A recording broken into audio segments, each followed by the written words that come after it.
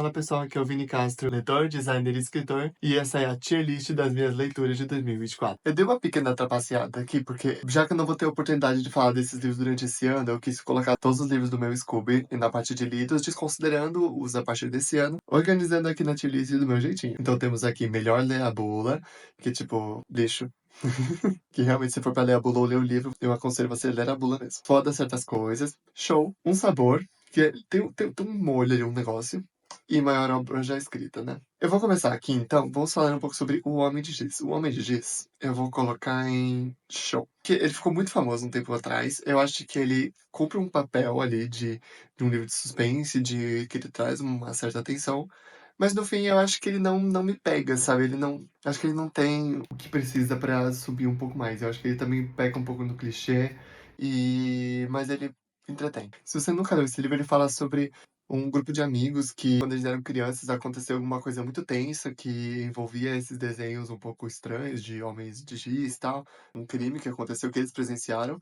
E também mostra eles adultos e como isso foi repercutindo na vida deles. E também tem todo o mistério de quem foi que fez o crime e tal, o quem que ele estava envolvido, etc.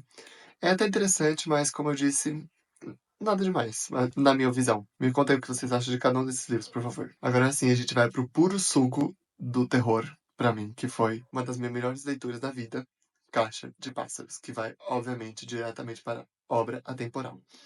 Gente, o que esse livro faz? Se você já. Provavelmente você conhece Bird Box, Caixa de Pássaros, né? Mas só pra você que não conhece, esse mundo foi dominado por criaturas que, se você olha pra elas, você fica louco, você comete atrocidades, você se mata. Acontece o pior com você. E aí mostra essa mulher que ela tá tentando chegar num lugar seguro com os dois filhos pequenos dela, e um pouco de como tudo começou, um pouco do atual. E esse livro, ele é contado na perspectiva dela, a Mallory. Então, é uma claustrofobia incrível que o Josh Mallory consegue fazer com esse livro, porque por ser na perspectiva dela, a gente não tá vendo nada, a gente só tá ouvindo, ela descreve um pouco os cheiros, as sensações, e eu acho um livro sensorial maravilhoso. Inclusive, tem a sua continuação, Mallory, que vai para Um Sabor. Eu acho que é uma boa continuação, uma continuação muito sólida. Ela consegue manter ali a narrativa e ela fecha o ciclo, né, os dois livros, ela consegue fechar direitinho a história.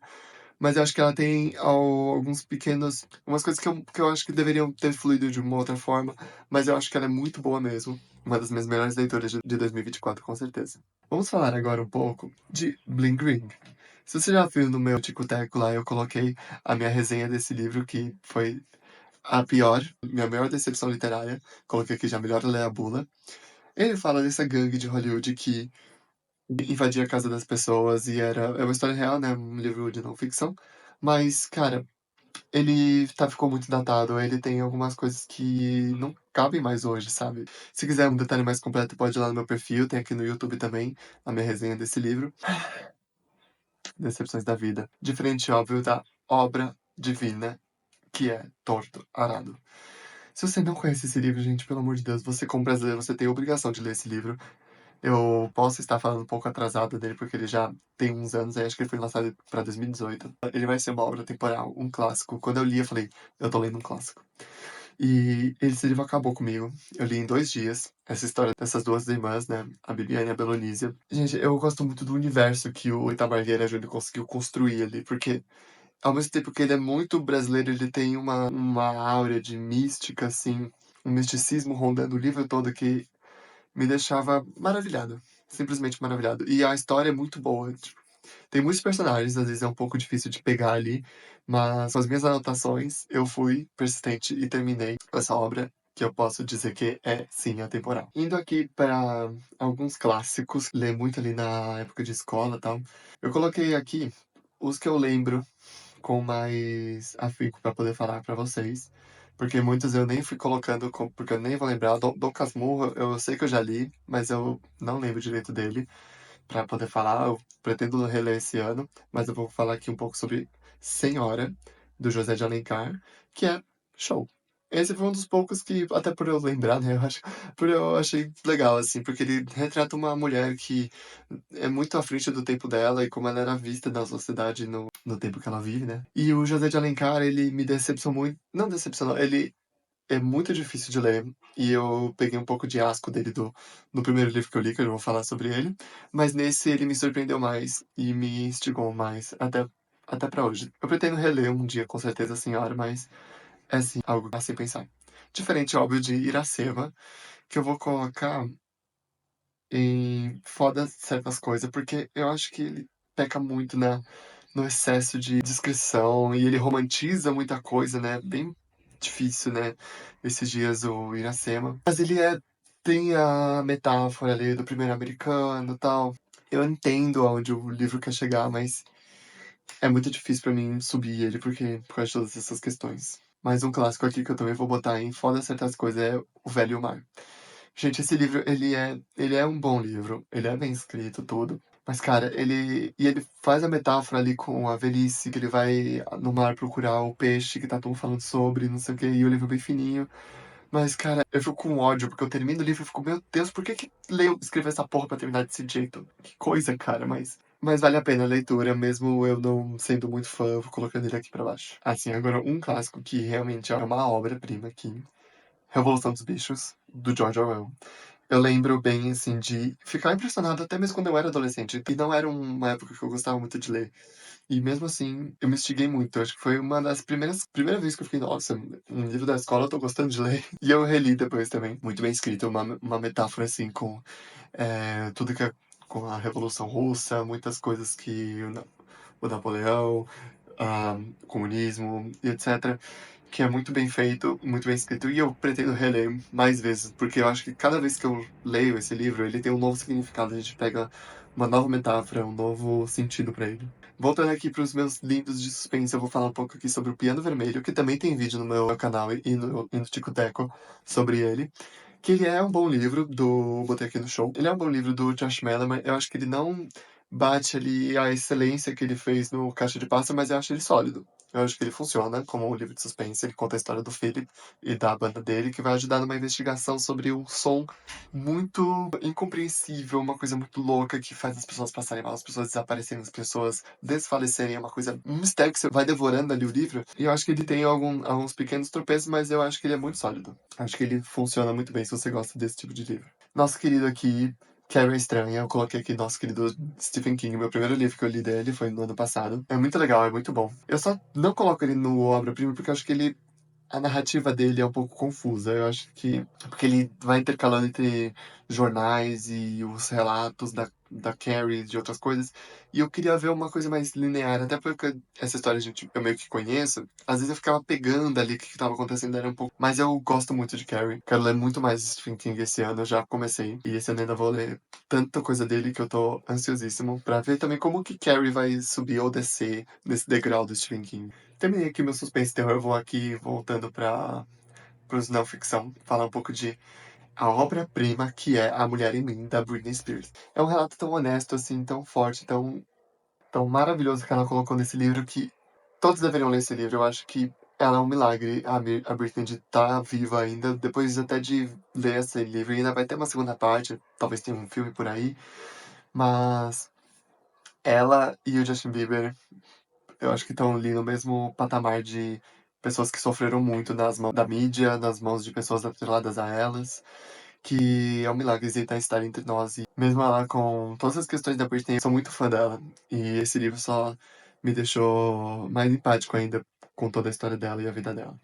Eu não sei bem o que eu faço com os Diários do Kurt Cobain, porque é um livro que eu não terminei, mas eu quis falar aqui sobre ele porque ele é muito bom. Basicamente, né, pegaram todos os diários do Kurt Cobain e colocaram no livro, traduziram ali.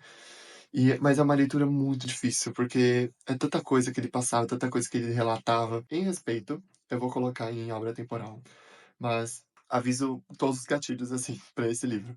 Porque muitas coisas que a gente sabe que acontecem no mundo do rock e no mundo do grunge naquela época, e até hoje em dia, né? Mas o Kurt é uma pessoa que sofria muito. Ele é uma pessoa muito à frente do tempo dele. E ele sofria muito com as coisas que aconteciam na sociedade, nas coisas à volta dele. E isso ele internalizava de uma forma tão danosa pra si que era muito difícil de ler. Mas se você tem curiosidade, leia. Um nacional aqui, né? Nosso querido Ordem Paranormal do Cellbit, vários youtubers aí que eu acompanho, Luba, etc, que eu amo demais. E eu gostei muito de ver as sessões de RPG e os quadrinhos, eu fiquei muito ansioso pra ler. Eu vou colocar em Um Sabor, porque ele é incrível, a história é muito boa, as artes são incríveis, incríveis, incríveis. Ou será que eu boto em obra atemporal? Cara, eu acho que eu colocaria em obra só porque eu gosto muito mesmo. Eu vou só deixar ele ali, porque as obras que estão em cima são muito superiores, assim, em questão de narrativa e etc. Eu sou muito apaixonado por esse universo de Ordem Paranormal. Eu quero que esse universo não acabe nunca, sinceramente. Porque eu acho muito legal, gente. Ai, desculpa, gente, eu acho muito legal. Agora sobraram uns romances, né? E a saga de Harry Potter aqui que eu tô deixando por último. Mas eu vou falar aqui um pouco sobre Crepúsculo, que eu vou colocar em Um Sabor. Eu não li os outros livros, porque. Enfim, eu acho que eu fiquei tão familiarizado com a história que eu acho que eu nem fui muito atrás dos livros, mas eu li o Crepúsculo e eu li o Sol da Meia-Noite também. Mas o Sol da Meia-Noite foi esse ano. Então eu não tô colocando aqui. Mas eu gostei muito de ler Crepúsculo na época que eu li. Eu li ele em inglês. Eu acho que ele tem as questões de sempre, né? Do triângulo amoroso, que ele é tóxico pra caramba. Mas eu coloco ele no sabor porque minha alma de adolescente pede pra colocar ali. Então é isso. Biblioteca da Meia-Noite, o grandíssimo e polêmico. Eu vou colocar aqui ele em show. Eu acho que ele tem altos e baixos dentro dele, com certeza. Mas eu não acho ele uma grande bomba, como as pessoas falam. E também não acho ele uma obra maravilhosa. Eu acho que ele pode pegar as pessoas certas se as pessoas estiverem no momento específico de ler esse tipo de história. Ele é, sim, uma autoajuda mascarada de ficção. Mas, ao mesmo tempo, eu acho que ele consegue ler, assim, tranquilamente. Ele é... Eu acho ele suficientemente sólido pra ter a narrativa ali, todas as questões que ele traz, mesmo sendo um pouco batido até essa questão de viver várias vidas, mas eu acho que não é danoso, é algo que pode conversar com as pessoas, não é algo sem mensagem, sabe? Vermelho, Branco, Sangue Azul, nosso querido, eu vou botar aqui em Um Sabor, gente, eu amo esse livro, e eu amo mais ainda o filme, eu acho que o filme eles conseguiram fazer até uma coisa melhor, assim, mas em questão de ritmo, assim, porque o livro ele tem um ritmo um pouco diferente. Mas eu amo demais essa história, esses personagens, eles me cativam muito. E eu shippo tanto, tanto, tanto, tanto, tanto. Filho da presidente dos Estados Unidos, se apaixona pelo príncipe da Inglaterra, e eles têm um romance maravilhoso. Uma comédia romântica em formato de livro e em formato de filme, muito bom também. Façam os dois, leiam tudo sobre isso, que é maravilhoso. Eu vou colocar aqui Com Amor, Simon. Meu querido, gente, desculpa, vai sim pra obra temporal, porque foi o primeiro livro que eu li com temática LGBT. Eu tinha, tipo, 14 anos. Inclusive, meu cunhado descobriu porque eu tava lendo esse livro. Foi uma história para outro dia. Esse livro traz essa didática de. Não didática, mas de se um adolescente se descobrir da LGBT lendo isso é um quente no coração, uma fuga, uma porta de entrada para um mundo que ele tá descobrindo, que eu descobri. E já não tem como dizer, eu sou apaixonado nele. Eu amo Love Victor, eu amo Love Simon. E esse universo é maravilhoso pra mim e tem um espaço muito grande no meu coração. Não tinha como colocar em outro lugar. Diferente um pouco de Cormoor Creekwood, que eu vou colocar em Show, que eu acho que ele segura ali, eu acho ele um pouco cansativo, porque ele é todo falado só em e-mails. Aí, sei lá, eu acho que podia ter feito de outra forma esse período de pós com Amor Simon, que né, tem vários spin-offs, eu não li todos ainda. Eu fico um pouquinho decepcionado, eu quase coloco ele em foda certas coisas, mas eu vou manter ele aqui por causa do meu amor a esse universo. Nadando no Escuro, eu vou colocar aqui em Um Sabor. Gente, porque esse livro é um sabor, ele é muito lindo, ele é muito bem escrito, gente, eu tava embasbacado com esse livro, foi a primeira vez que eu li, né? Ele ficou bem famosinho aí no Tico-Teco, mas ele não me envolveu tão emocionalmente quanto outros que estão no patamar de cima. Então eu coloquei ele aqui num sabor, mas ele é, assim, um livro que eu pretendo reler algum dia, porque ele mexe com muitas questões até políticas, assim, ali da Polônia, pós-Segunda Guerra, e eu acho essa é uma temática que sempre vai me atrair. E junto ali com o romance que, ai, maravilha, gente. Último aqui, antes de entrarmos na nossa polêmica saga de Harry Potter, eu vou colocar aqui para sempre em Show. Esse livro, acho ele muito divertido. Foi um livro que me tirou de uma ressaca literária. Ele fala desse romance desses dois meninos, que eles são de um universo bem RPG, assim. Um é mago, o outro é um guerreiro.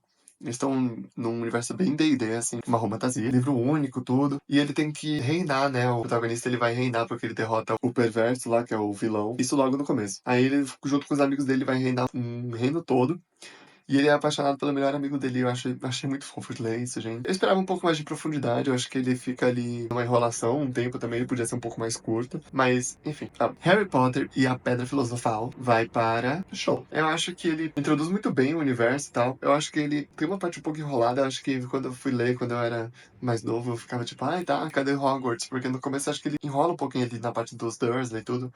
Por mais que é necessário pra mostrar, né, tal. A crescente aí dos livros é muito grande, então vou deixar ele aqui. Câmara Secreta eu vou deixar aqui em show também. Eu acho ele melhor do que a Pedra Filosofal. Eles não sobem de categoria assim, porque eles não são... Não estão entre meus favoritos aqui. A Câmara Secreta tem um dinamismo um pouco melhor, assim, mas eu acho que não o suficiente pra subir de categoria. Diferente do Harry Potter e o Prisioneiro de Azkaban, que eu vou colocar em um sabor. Aqui é 100% gosto pessoal, tá, gente? Podem falar nos comentários, mas é gosto pessoal. Os outros livros aí, agora a gente vai começar. O Prisioneiro de Azkaban é um dos mais legais pra mim. Em questão de ritmo, até das histórias que começa a aprofundar um pouco mais. Ele começa a virar um pouco mais sombria, que é o tom de Harry Potter que eu gosto mais. Por isso que ele sobe. O Harry Potter e Cálice de Fogo, eu vou manter ele aqui num sabor. Ele só não vai porque eu acho que ele é um pouquinho enrolado. A treta ali com o Rony e tal, eu acho que eles demoram um pouco mais. Até porque o livro é muito grande. Então eu acho que isso é uma coisa que toma um pouco o tempo do livro. E ele não aproveita isso muito bem na minha visão. Não mais levando em consideração os três que vem por aí, que eles são grandes, mas eu acho que eles aproveitam muito mais o tempo que eles têm nessa parte mais adolescente, o que estende um pouco mais o livro, né? Em Harry Potter e a Ordem da Fênix, que eu vou colocar na obra-prima, na obra temporal, junto com o Enigma do Príncipe, né? Nem vou me enrolar aqui. E As Relíquias da Morte, que são os três melhores livros pra mim, 100%. O meu favorito, pessoalmente, é o Enigma do Príncipe. Eu li os livros depois de ver os filmes. E o Enigma do Príncipe foi o que mais me trouxe informações novas, porque a pior adaptação. E eu ficava muitas perguntas, né? Porque não mostra direito o passado do Voldemort, toda essa parte, no filme. Então, quando eu li o livro, foi, tipo, explosão de cabeça. E eu tava parecendo que eu tava lendo pela primeira vez, porque realmente o filme deixa muito a desejar. E As Relíquias da Morte, completamente obra, assim, junto com o Ordem da Fênix, que tem um ritmo muito gostoso, muito bom. E é isso, gente. Eu tô feliz que não teve muitas leituras ruins aqui. Foram poucos livros, porque eu não tinha muito contato com a leitura antes. Só esse ano eu já li mais de 15 livros. Estamos em abril. No final do ano, vamos ter uma tier list muito maior. Eu quero fazer várias tier lists aqui em questão de temáticas dos livros e tal. Falar um pouco sobre eles individualmente também, nas resenhas, que eu também quero fazer para esse canal. Então já se inscreve para não perder tudo, tá? Me segue nas redes sociais que estão aparecendo aqui na tela. E até a próxima.